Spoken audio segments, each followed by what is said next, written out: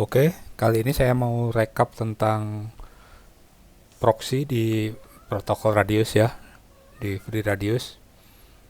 Jadi proxy adalah berguna untuk, yang saya tahu ada tiga ya, untuk roaming, untuk failover, dan untuk load balancing. Baik, ini saya sudah running dua Radius server ya. Terus ada satu MikroTik sebagai NAS. Terus saya juga mempunyai eh,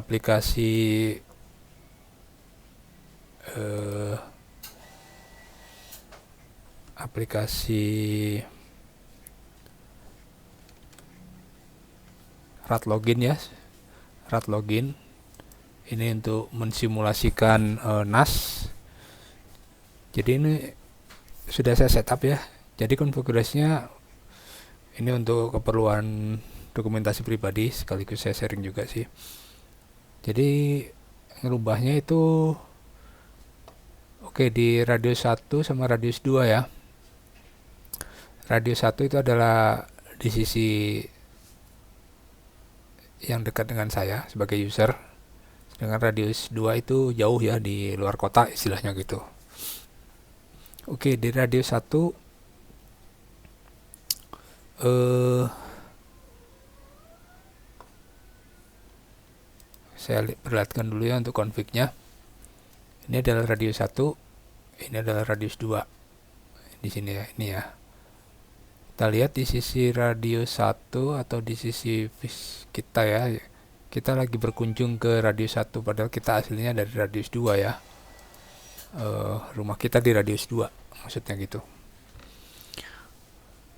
Oke, kita lihat di sini ya, ini radius 1, artinya kita ya, radius yang sedang kita kunjungi. Kita lihat di sini konfigurasinya biar tidak kebalik-balik ya, radius 1 radius 2 menunjukkan radius 1 adalah tempat saat ini saya bertamu, sedangkan radius 2 adalah home saya ya. Ini radius 1, maaf. Jadi ini adalah skenario roaming ya. Jadi saya langganan di ISP2. Nah, saya sedang ada di sebuah area yang cuma ada ISP1 sehingga saya ingin login ke layanan saya melewati ISP1. Oke, jadi radius 1 kita berada di radius 1 ya, atau ISP1. Tentunya ini adalah sebagai klien. Kita lihat ISP1 adalah klien. Jadi kliennya harus kita definisikan ya. Klien. Klien ini adalah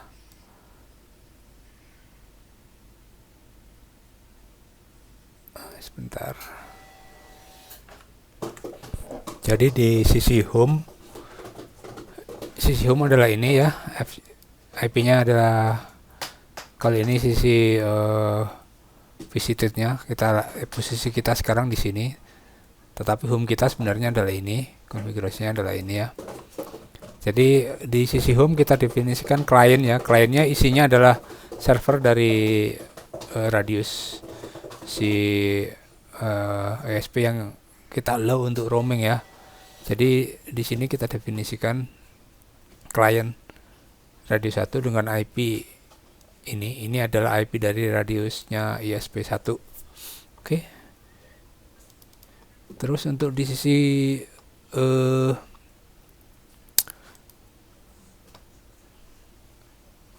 visitednya ya, saat yang lokalnya ya, saat yang kita kunjungi, ISP yang kita kunjungi, yang kita lakukan perubahan hanyalah di sisi file ini. Jadi di sini harus kita definisikan seperti ini. Ini gunanya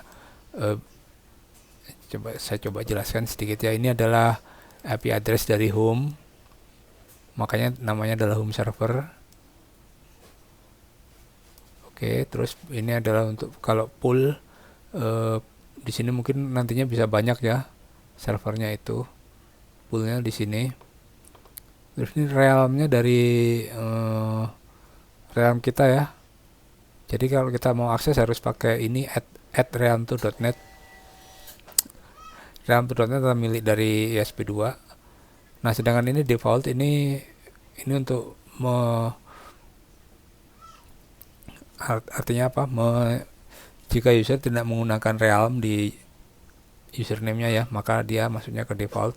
Kebetulan defaultnya juga saya arahkan ke sini sama ya, fullnya. Jadi semuanya ke ESP2 defaultnya. Artinya apa? Yang terutama adalah ngecek itu tentunya harus, kalau diracek itu lokal dulu ya. Lokal user dicek, bila tidak ada maka dia akan cek di sini. Jika user tidak menggunakan realm maka akan masuk ke default. Dan tentunya kalau sudah di sini, ini juga akan request ke home server, ini juga request ke home server sesuai di sini ya. Oke, untuk saya coba di sini ya, saya tunjukkan dari ini aja, aplikasi rat login. Nah, ini saya coba untuk login. Ini kebetulan sudah saya set di sisi home server, ada ya ini ya. Di sisi home server cuman ini ya. Kita coba lihat di sini home server tuh IP-nya yang ini. Oke, kita cek rat. Ya, ada di sini ya. Yang ini. Passwordnya 777. Kita coba login ya.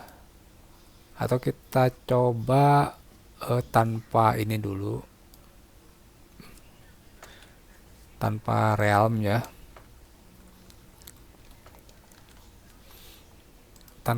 sedangkan di sisi, oke, kita lihat di visited network table rat check-nya seperti apa. Table rat check-nya gini ya, tidak ada ya, cuma satu. Oke, kita coba request, harusnya nanti di reject ya.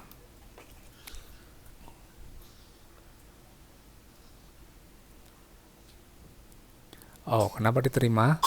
Karena ini tidak ada user ini tidak ada di visited network, sehingga masuknya default ya, jadinya accept. Oke, sekarang kita coba di sini, kita tambahkan di sisi ESP2 user lokal, kebetulan ya kita tambahkan di sini sama ya, tapi passwordnya kita bedakan. Oke, kita coba sekali lagi login di sini.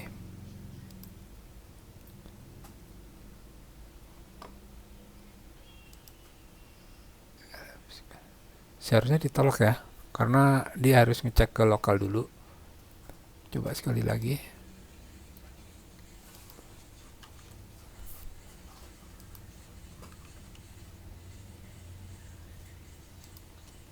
Jelas kalau itu salah password pasti ini kenapa ini harus dilacak lagi. Seharusnya ini user lokal, ini seharusnya kita kan servernya masuknya ke lokal dulu ya, harusnya user lokal ini harusnya ditolak.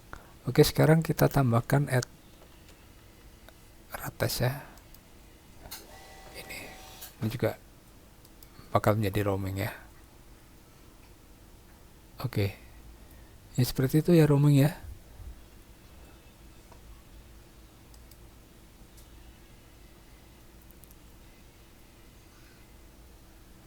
Mungkin ini di sini ditolak, nggak match passwordnya, jadi dia langsung di roaming kan ya. Kita coba sekali lagi ya, saya penasaran dengan yang ini. Nanti terus kita baca lognya ya. Ini kan untuk user lokal ESP1 ini salah password harusnya ya. Kita coba, kita grab lognya, kenapa dia diterima. Kita grab dua-duanya, log di home sama di itu ya. Kita coba pelajari lognya. Tuh, ini dia melakukan proxying. Kenapa ya? Ada triggernya kan ini. Alasannya apa dia melakukan proxy?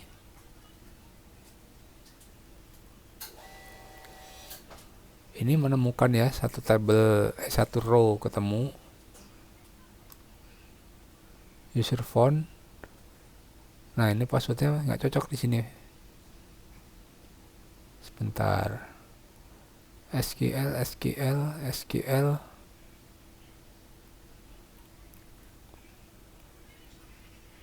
di updated di sini ya. Sebenarnya ketemu ya, ini cuman nggak match passwordnya. Kenapa dia tidak ditolak? Nanti perlu dicelidiki kenapa dia tidak di drop di sini ya. Oke. Malah dia langsung diproxyin ke home server.